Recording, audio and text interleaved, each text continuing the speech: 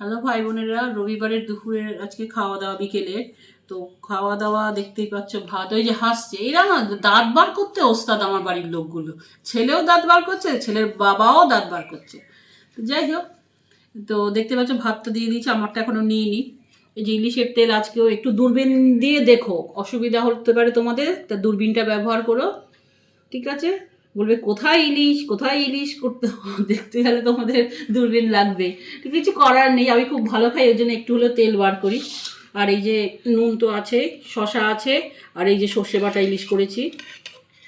ওর বাবা বলছে এও দূরবীন দিয়ে দেখতে হবে। হ্যাঁ ভাই বোনেরা, দেখতে হবে। যা ইলিশের দাম, পারলে একটুখানি খেয়ে যতটুকু লাগবে আবার রেখে দিলে ভালো হয়, আবার কালকে খাবো।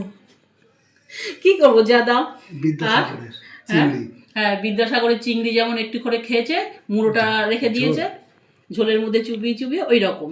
তো তোমরা হাসাহাসি করো না। এই যে ইলিশ মাছ আজকে তবু একটু আছে, একটু তবু ভদ্রস্ত, একটু তবু ভদ্রস্ত। আর এই যে এটা হচ্ছে সয়াবিনের তরকারি, ঠিক আছে? এইটা কতটা উঠবে জানি না। আর ওদের জন্য দই ভাত মেখে দিতে হবে, ওরা সর্ষে বাটা খাবে না, ওদেরকে সেই অ্যাজ ইউজুয়াল দই ভাতই মেখে দিতে হবে। তো এই যে মাছটা, এইটাকে আরেকবার ফোকাস কর, যদি একটু মানে ভাই বোনেরা একটু যদি কষ্ট করে দেখতে পারে। তো যাই হোক, আজকের খাওয়া দাওয়া, দুপুরের খাওয়া দাওয়া ভিডিওটা এইটুকুই।